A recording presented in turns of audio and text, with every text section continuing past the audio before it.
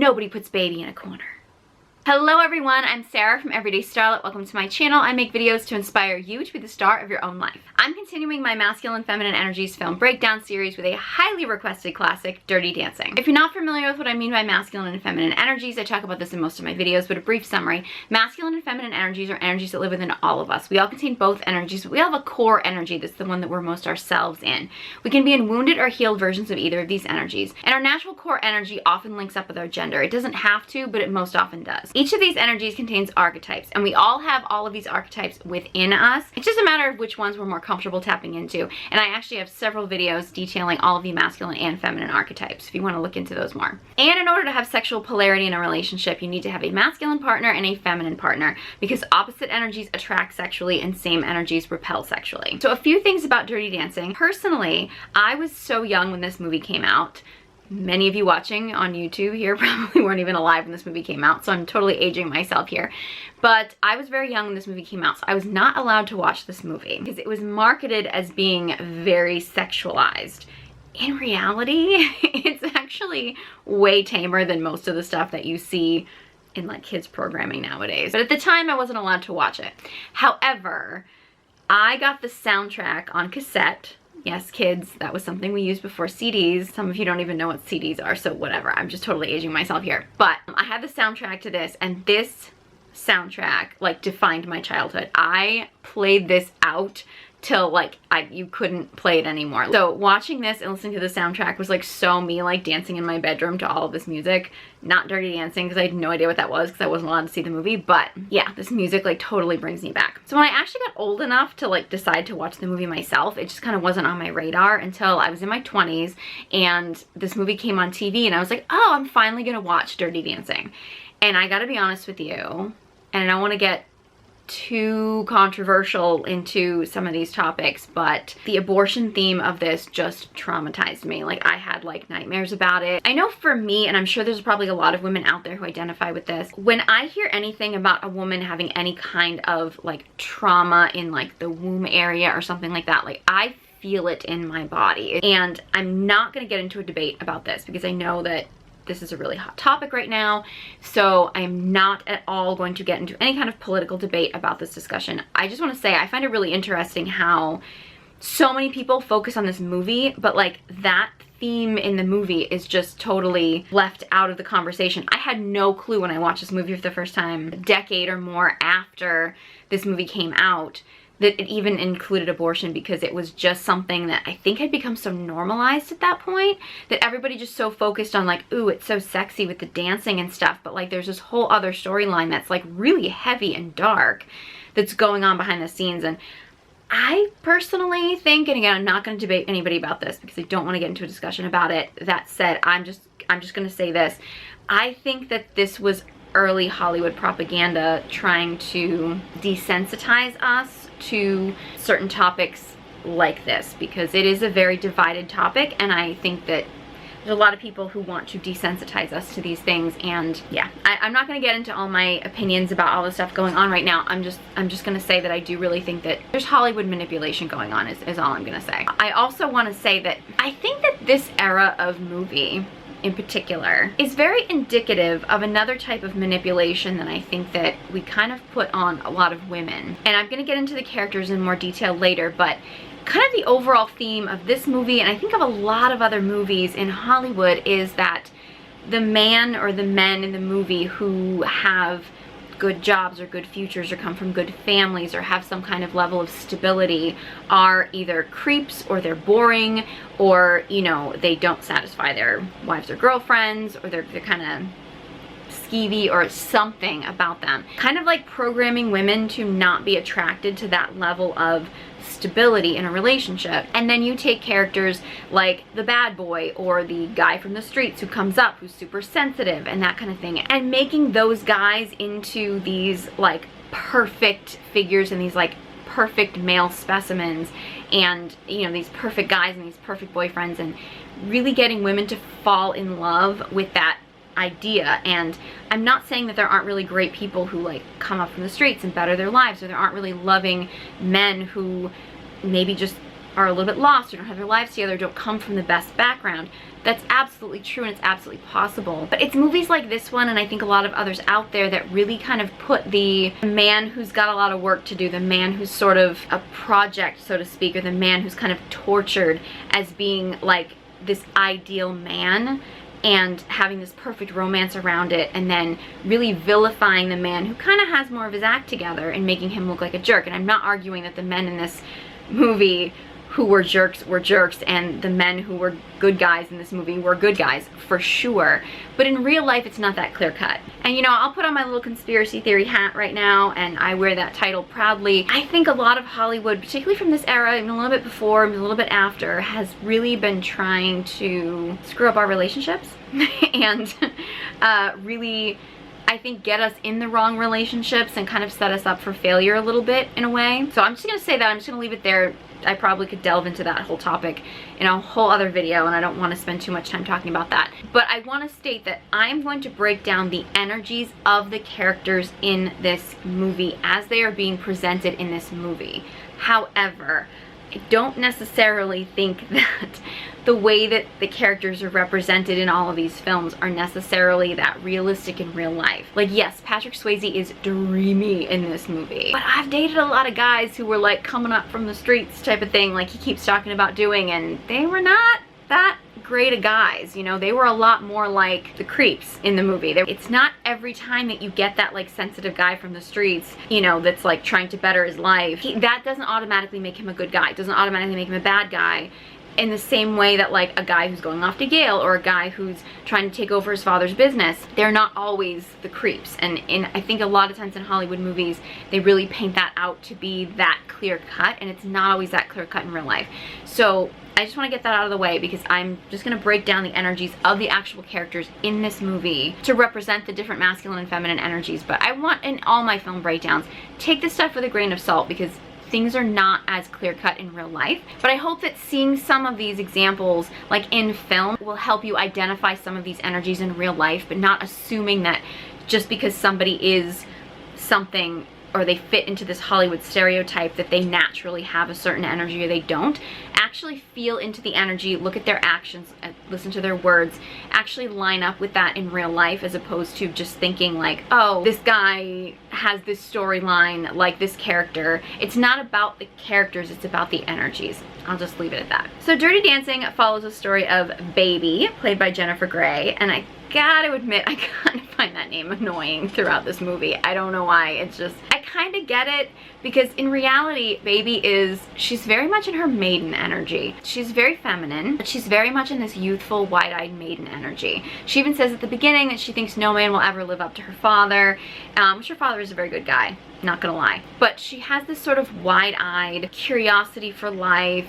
She thinks she's going to change the world. She wants to change the world. She just wants to help people. She does also have a strong connection to her mother energy as well, I will say, because she does have this need to help people. When she sees somebody who's hurt, she wants to step in and help them. She's very, very nurturing, and tries to be very nurturing wherever she can, even when people don't really want her to be. And Baby is staying at this like country club, like summer camp thing for families. It's like rich family summer camp, basically. And she's staying there with her parents and her sister, and that's where she meets Johnny, played by Patrick Swayze. So Johnny is a dance instructor, and he's kind of in charge of the entertainment staff, really. He kind of like leads the entertainment staff. Johnny is an interesting character because he, on the surface, I don't really think you would think of him as being a really masculine character, because he is so into dance. Dancing is his life, and he's got a really strong lover energy. In the masculine archetypes, the lover energy tends to be the most connected to its feminine energy. So he's got this very sensual vibe, which can feel somewhat feminine. His dance partner Penny, who you find out has been like a childhood friend of his, who he really cares about, it seems like a sister. He's also very loving and caring towards her. He's got a lot of empathy and love for the people he cares about in his life. So Johnny and Baby's first interaction is actually really interesting. Baby's obviously very smitten with him. She's very nervous, and Johnny ends up basically like taking her out on the dance floor and like guiding her through a dance lesson. And this is a very masculine feminine dynamic right there. Baby is still in her maiden energy, and she's not really totally comfortable in her body. She's a little bit closed off. Whereas Johnny is like this masculine leader who is basically like, he's looking in her eyes, he's penetrating her with his gaze. She is like the only person he's paying attention to, and he's literally guiding her through trying to loosen up and how to get more sensual and move her body more. Now, the feminine is always either opening or closing depending on whether or not she feels safe or comfortable to do so. And the masculine can create that safety, and with his leadership and guidance can often open up the feminine more than she could on her own. That's actually one of the characteristics that women look for, even if they don't really know that that's what they're looking for, is a man who can literally open them more than they can open themselves. I hesitate to use the word force because it's consensual. This whole thing is consensual. She can stop at any time. She can always set her boundaries. But there is a sense of the masculine guiding or leading or penetrating the feminine to open her more than she could just by herself. And Johnny is definitely doing that. He does that a lot in their dance training, but it really starts out in that first scene where he's kind of like penetrating her with his gaze, and he is guiding her through opening up and dancing. Johnny is very much in his lover energy, but Baby is like really shut off from her lover energy. She's not that comfortable in her body yet. So you find out that Johnny's dance partner Penny, who you also find out is like a childhood friend of his, is pregnant, and she wants to get an abortion and she can't afford it. Baby actually goes and borrows the money from her father, not telling him what it's for, in order to help Penny out. But the only way that Penny can actually get it done is if someone can fill in for her in a dance performance that she has to do with Johnny. For some reason, there's no other dancers that are available to do it, so Baby, who has no dance experience whatsoever, ends up training to do this dance performance. The storyline is not super believable. But anyway, and both Baby and Johnny are against this idea at first, but Penny basically tells Johnny that he's such a great dance instructor, he can teach anyone. And I do think she genuinely means it. I think sometimes women can kind of butter up a man and play with his ego in order to get what they want, but I think she was being really genuine about it because he is obviously an amazing dance instructor. He keeps saying that Baby can't do it, and that's when Baby kind of like, I think when her little like masculine competition thing kind of kicks in, and she's kind of like gives him this look like, she doesn't say anything, but it's sort of like, oh, you think I can't do it, huh? And that's when they decide to start training. And the training starts out kind of rocky, but I do think that their training together has so many amazing examples of a woman connecting to her feminine energy and connecting to her lover energy. Like, Johnny is so the masculine structure. He even talks about this, about holding the frame. And ballroom dancing actually does represent a lot of masculine feminine dynamics. The masculine leads, the masculine holds the frame, and the feminine is essentially flows with his movements. So in their dynamic together when they're dancing, Johnny is very much, he is the teacher, he is the leader, and he very much holds the structure and is teaching Baby how to essentially follow his lead. And there's a classic scene where Baby's trying to go over the steps by herself, and when she's actually thinking about the steps initially, because she's in her head, right? She's in her head, which is the head is the masculine, the body is the feminine, the head is the masculine. When she's living in her head and she's trying to do these steps, she keeps screwing up and she's getting frustrated with herself, and that is a woman in her masculine energy right there. When a woman with a natural feminine core gets in her masculine energy, that's exactly what we do. Like, we may not always look like that, but that's what we do. We're in our heads and we're like, oh, we screwed up. Oh crap, we gotta do this again. Like, that's literally what a feminine woman who's in her masculine energy in her head does, like classic. But it's when Johnny starts telling her she's gotta feel things, she knows the steps, but now she has to feel it in her body. She gets so much more sensual. She gets so much more in touch with her body. And like those montage scenes where she's practicing become so much more alluring, so much more, her lover energy is starting to come out. And then there's also a scene where Johnny's trying to she's got her hand over her head and Johnny's trying to like rub his hand down her body. And at first she's giggling because she's nervous. She's still in that maiden energy. She's still in that kind of like playful, like a little bit unsure of herself, like still kind of thinking a lot. And Johnny's getting really frustrating, which, trust me, when you're a girl and a guy's trying to make a move on you and you're just getting the giggles, I can speak from experience here, they get really annoyed. He finally gets to the point where he can actually feel down her body and she starts feeling it. She's not in that giggly mode of being in her head or being awkward or feeling uncomfortable. She starts to drop into her body and feel the pleasure of this very attractive man who is basically running his hands down her body. I think it's a really great lesson for women in really getting in touch with your own inner lover energy, because it just makes you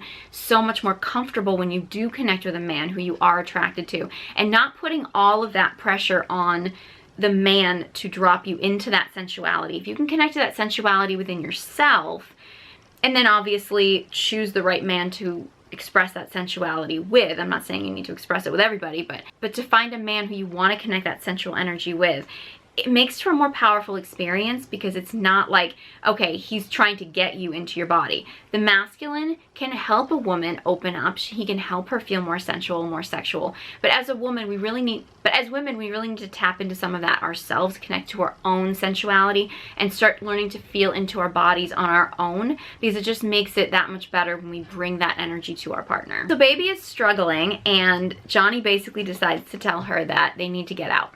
They need to get going. It's actually really interesting. They try to make Johnny into this kind of like the James Dean of the ballroom kind of thing. And I think it's an interesting dynamic, because I think movies like this portray women as wanting the bad boy, because they portray Johnny as a bad boy. He's not really bad though. He's not. If you compare him to the other men in the film, Robbie the waiter, who's a complete jerk. I mean, he is like the epitome of like the egomaniac, unhealthy masculine, thinks he's better than everybody else. Like, he is just the epitome of a jerk. And Neil, who is, Neil's not really a bad guy per se. Neil is just very set in his ways, and he's very stuck in this certain mentality, and he's also got an ego problem. He doesn't appear to abuse people in the same way that Robbie does. Robbie is obviously out to just get whatever he can get from people. He is like the epitome of toxic masculinity. Whereas Neil is not so much toxically masculine. He's just really kind of, he's in his ego and thinks that what he has to offer as far as his financial success or his career success is all that a woman should possibly want from him, which we can kind of tell from like the other women, like the wealthy wives of some of these men that are hanging out there, who are all trying to fool around with the staff. A man just showing up and just making the money doesn't necessarily make for a loving relationship. Is that most women are going to need more. Yes, they want a man who can be a provider and a protector, but they also want a man who they can connect with, who they can actually have true intimacy with. The way they portray it in this movie is kind of like, well, Johnny's sexy because he's the bad boy. Johnny's actually a good guy. We'll dig into that a little bit more later, but they have this moment where, you know, Johnny locks his keys in his car, and so he decides to like pull up this like stake in the ground and like smashes the window, and he opens the door for her like a gentleman. He just smashed the window, and now he's opening the door like a gentleman. And, you know, they get in the car, and like she's like, "You're wild." He's exciting. He's got that spontaneous energy that like, I'm going to take charge and I'm going to take you here. I'm going to take control of the situation. But it's from a loving place. Like, he's not making baby feel unsafe at all. He's not unstable. He's very grounded in what he does. What he does is just very spontaneous. He's like, he's got this whole like, I've got this energy throughout the whole film, which is really what women find attractive. It's not the bad boy thing. It's that stable confidence of, I've got this. I don't need to show off. Because he doesn't just show off doing anything. He's confident in what he does. So he just takes charge and takes control and does what's needed. So then they end up basically on this log. They're on this sort of like log that's suspended over this lake. And Johnny's trying to teach baby about stability and dancing and like trying to balance yourself on the log, kind of like acting like it's a tightrope kind of thing, which is a dancing technique. But I think it's also, it's evident of the fact that Johnny is so grounded. Like, he's so balanced. He's so grounded. He starts to waver and he can catch himself. Like, he's got that stability, as much as these other guys that are out there, that some of them want baby, or some of them are just, you know, the type of guy that people think that, you know, someone with baby's family status should be going out with. Those guys are not really as stable. Like, they have that financial stability as far as, you know, career path and things like that, but they're not stable men. Like, they don't have that grounded, stable energy that Johnny has, which is why Johnny becomes so appealing. And Johnny does start to open up to baby a little bit in that moment. Baby starts asking him questions. They start to get to know each other, and they just start having fun together. And I think that's the moment Johnny he starts to let his guard down a little bit, because he's been like, I need to be the masculine leader. I need to take charge here. And then baby's sort of, I don't know, wide-eyed playfulness kind of starts to rub off on him, and they kind of both start to be a little bit more playful together. And I think that's the moment that it's not really necessarily a big sexual chemistry moment between the two of them, but I think it's a very loving moment of like, hey, let's just play around on this log, and they're dancing around and they're being silly. And I think that's a moment where they become closer. They're not necessarily sexually polarized at this point, but there is this closeness that they get to, as far as caring about each other. And then they go out into a field and Johnny is trying to teach Baby how to do lifts. Of course, they're preparing to do their iconic lift that they do at the end of the movie. There's a line that he says in this movie that could define masculine energy so perfectly. He goes, "You'll hurt me if you don't trust me." And he means, technically, he means that like if she doesn't surrender into his trust, she could, I mean, they're about to do a dance lift, which could be very dangerous to both of them. She's hesitant about doing this, and he's really telling her, like, you know, "You'll hurt me if you don't trust me," meaning if you don't let me take the lead and take this guidance, I could potentially get hurt, she could potentially get hurt. Like, bad things could happen if she doesn't surrender into trusting his leadership, into knowing how to get her in the right position and how to do this lift. But it's deeper than that, right? The masculine needs the feminine's trust. And when the feminine doesn't trust the masculine, it hurts him. The masculine wants trust and respect. Honestly, more than sex. I'll be honest with you. If we're talking about a truly masculine man, he wants your respect and he wants your trust. If you don't give him those things, it hurts him. It may not tell you it hurts him because a lot of men have trouble expressing those kind of things, but it will hurt him. So every time you don't trust your masculine partner, it hurts him. Now, I'm not saying you should blindly trust him. If you really don't trust him, or you really do feel like he's out of integrity, then it's important to let him know that. Because it's important to you, because if you put your trust in somebody who's not trustable, you're gonna hurt yourself, and you don't wanna do that either. It's just important when the masculine is being trustable, he does take the lead and he does know what he's doing. Like, he does have the situation.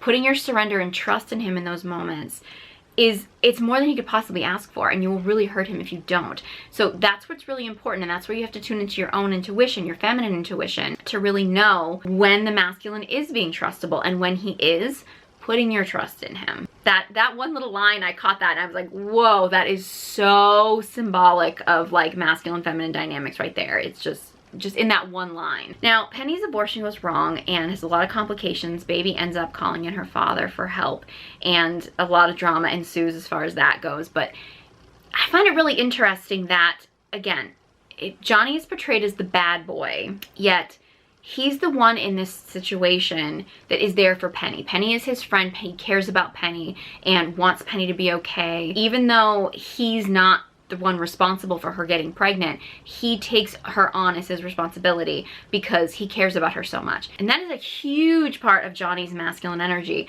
Is not only is he an amazing leader and taking charge and confident and very grounded, but he has such a drive to protect the ones he loves. Not just his romantic partner, but the ones he loves. He wants to protect his dancers. He wants to protect his friend. He wants to make sure Baby is safe. He is such a protector. Even though people think that he is responsible for Penny's pregnancy, which he's not, he's still stepping in and like, I'm here for her. I'm gonna take care of her because I want to make sure she's okay. That is a huge drive for him. And he even feels intimidated when Baby's father steps in to take care of him, because he realizes that not being a doctor, he couldn't help Penny in the way that he felt like he should be able to step up and help her. That's when you start to see a little bit of Johnny's insecurities start coming out, where he has this drive to protect, but he doesn't necessarily have all the tools to actually protect the people he loves, and he ends up feeling really insecure about that. I think it's a really common problem for the masculine, because the masculine does have a drive to protect. If a masculine man doesn't actually have the means to protect someone, he can feel very inadequate. That's why it's really important when men go to step into their masculine energy to really cultivate skills that allow them to protect and provide for their loved ones. And Johnny and Baby actually really start opening up to each other, and Johnny basically says he admires Baby so much because she's not scared of anything, and Baby basically just really opens up. It's a really beautiful moment of her really opening up her feminine emotions, of really opening her heart and being like, I'm scared of everything. Basically confessing to him that how she's feeling about him is really this thing that she's afraid she's never going to feel with anybody else, and that these feelings are scaring her. And that confession, that openness, that honesty is just so feminine. It's that feminine coming through.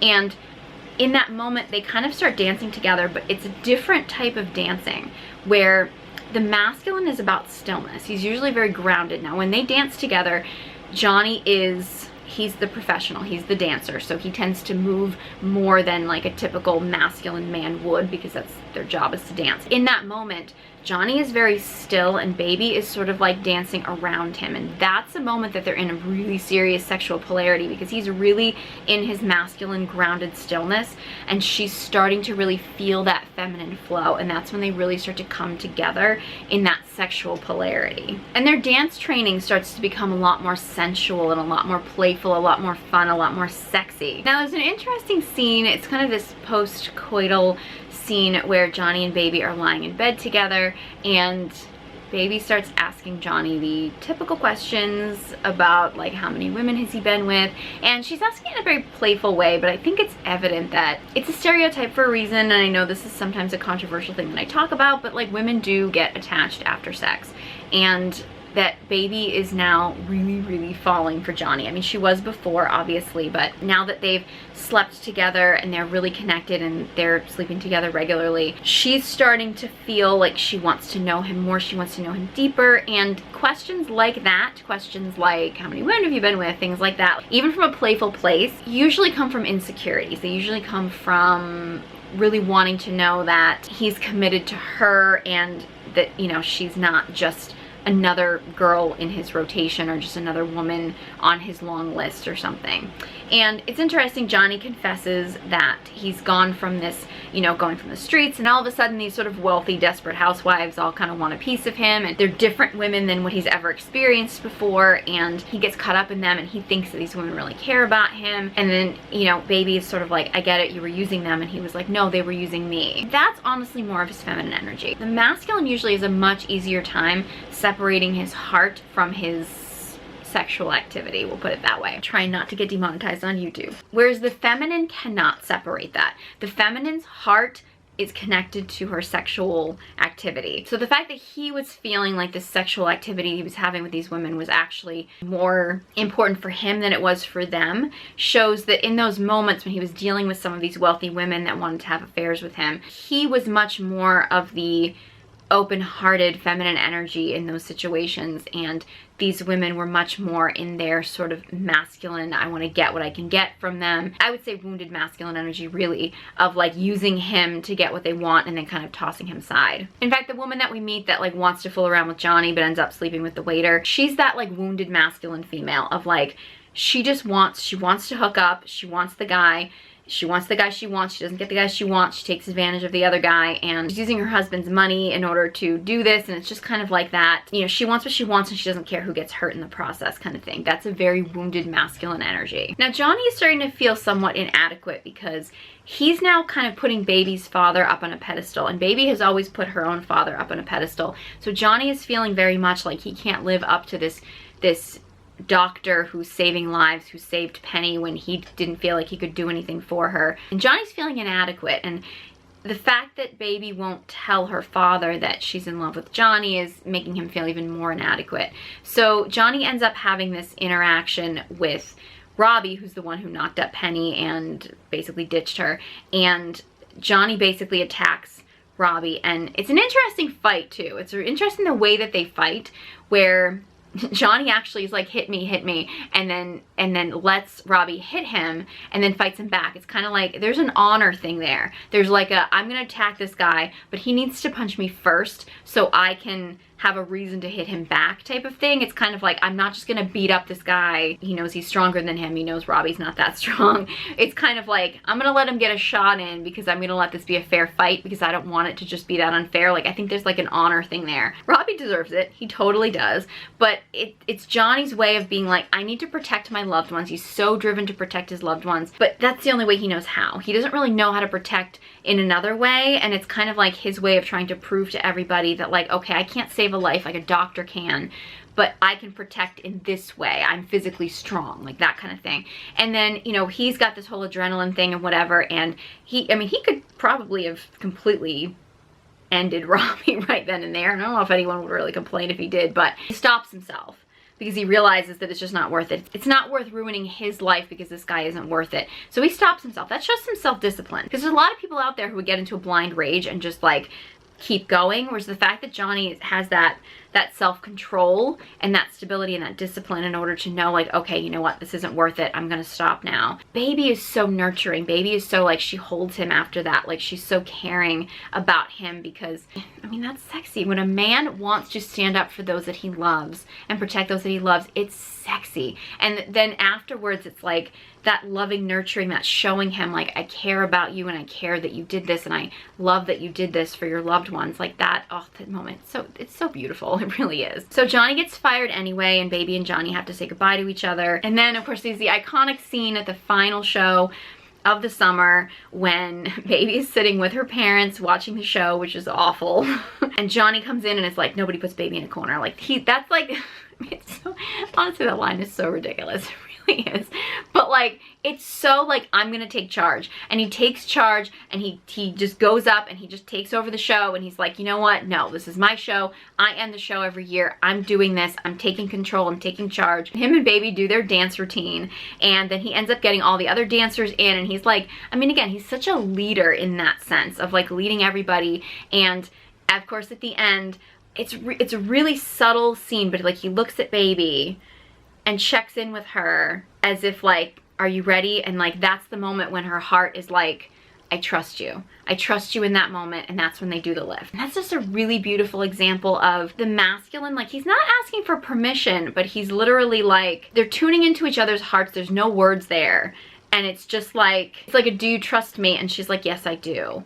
And then they go forward. It's like they're connecting their hearts to see if they're on the same page, if they're connected. And I think that's the mark of a great relationship, is not that the masculine is just like, I'm gonna do what I wanna do. It's a mark of checking in with each other as to, is this person trustable? Does this person trust me? Does this next step feel good for my partner? I mean, it's a dance lift, but I do think that that moment of like heart connection and like checking in with each other is just a really good reminder of how we can actually interact with each other in our everyday relationships with just about anything that we're going to do with our partner. It's that little check-in that can make all the difference. There's a lot of other dynamics that go on in this movie. I think it's kind of ridiculous that like Robbie basically like confesses to Baby's father that he's the one that knocked out Penny. It's like, oh, I just assumed Baby told you. It's like, why would he just assume that? That makes no sense. And then why would he just assume that Baby's father would be giving him like a big tip at the end of the day if he knew that that's what he did? Like, but it does show that Baby's father, you know, goes up to Johnny and basically is like, hey, when I'm wrong, I admit that I'm wrong. Like that's a very grounded masculine man himself. Like that shows integrity. It's like, hey, I made a mistake. I was given information and I went with the information I was given and I realized I was wrong and I'm gonna own up to that. And like, that's a very masculine trait there of not being so set in your ego and being willing to admit that, hey, I made a mistake, I was wrong, I'm going to apologize, and I'm going to make it right. There's also a lot of, I think, like some sisterhood wounding things going on there, because like Penny does not like Baby at first, even though Baby is like, I really want to help you, I want to be there for you. And Penny is very closed off to it and very judgmental because like Baby comes from a better background than her and is kind of like feeling very uncomfortable with that dynamic. Penny and Baby end up really kind of softening to each other, and I think when Penny realizes that Baby really does care about her and really does care about people and wants to help and wants to be there for her, that's when they start softening into a closer friendship. You know, Baby and her sister have this kind of weird dynamic thing where it's like they're kind of competing for Daddy's attention, kind of not seeing eye to eye, and then the sister wants to date Robbie and Baby doesn't want to tell her sister about what's really going on, and there's some complications, but I do think that they kind of start seeing eye to eye and start connecting more as the movie goes along. And I think they're just kind of subtle examples of times when, you know, we can kind of get into a certain judgment about other women, or women are really conditioned nowadays to really compete with each other and to battle against each other. And I think any little reminder that as women, we're not really meant to be competing with each other. We're meant to love and support each other. That's just what feminine energy is designed to do. I think those reminders are just really great anytime that they come along. I mean, this whole movie is really about masculine leadership and the feminine like sinking more into her feminine through masculine leadership. I mean, it's really the whole gist of the whole movie. I think it's really important to like not get too much into this idea of that the bad boy is always going to have the good heart, because they don't always. In the movies they do, but they don't always in real life. But I do have to admit, Johnny's character in this movie was so masculine, so grounded, so stable. And, you know, those moments when he opened up in vulnerability, it brought them closer together. It didn't scare her away. She really loved his open vulnerability. She was always able to hold space for him when he was open and vulnerable with her. And I think those are just really great examples in this movie of that relationship dynamic, where it's not necessarily that the woman is weak, that she's always able to hold him when he needs space held for him, but he's also so grounded and stable and masculine that baby never really feels like she has to pick up the slack. Like, he's so grounded and stable, so when he does open and is vulnerable, it just makes him that much more appealing. It just makes him feel more real, and it just it cultivates love, and then they can go into that sexual polarity when they want to create sexual polarity. And in Johnny's speech at the end of the movie, like just before they do their final dance, where he basically says that he's going to do this dance with somebody who's taught him so much about the person that he is, that there are people out there who are willing to do things for other people despite what it means for them, really taught him about the person he wants to be, those kind of things. I think it's a really great reminder that in a great relationship, both people are bringing their best selves to the relationship, and they're actually making both of them greater. Johnny has taught Baby so much about not just how to dance, but how to connect to her body, how to connect to her feminine energy, her sensuality, her lover energy. Whereas Baby has taught Johnny so much about, she's helped him know the type of man that he wants to be. She's been an example of somebody who will selflessly help other people because she's got such open-hearted love and compassion. And Johnny had that, but he didn't really appreciate that in himself. And she really helped him bring that out in himself. And I think that it's such a great example of, like, yes, he was her teacher, but they taught each other so much about life and love and the type of person that they want to be. I don't know, I mean, if those two end up together. I mean, I'm a hopeless romantic, so I kind of like to think that they end up together, but you don't really know where they end up years from now. You know that both of them are going to be better people because they were in each other's lives. Hopeless romantic in me hopes they lived happily ever after, but I hope everybody lives happily ever after. That's just me. So yeah, this was a very, very highly requested film breakdown, and I want to thank everybody who requested it because this was a really great breakdown and had some really great examples in it. So I really appreciate that. So if you have any thoughts on this film or any other film suggestions, let me know. Leave a comment in the comment section below. I'd love to hear from you. If you enjoyed this video and found it helpful, please give it a big thumbs up. Be sure you subscribe to my channel. Check out the film clips on TikTok, and you can also watch this movie after you watch this video. See if you can pick up on any of the things that I mentioned. If you are a woman who wants to connect to her feminine energy, I have an online course called Feminine Radiance. Details in the description box below, along with an exciting masterclass that I have just released. All the information will be in the description box, along with links to all my social media accounts. Thank you guys so much for watching, and I hope you join me next time.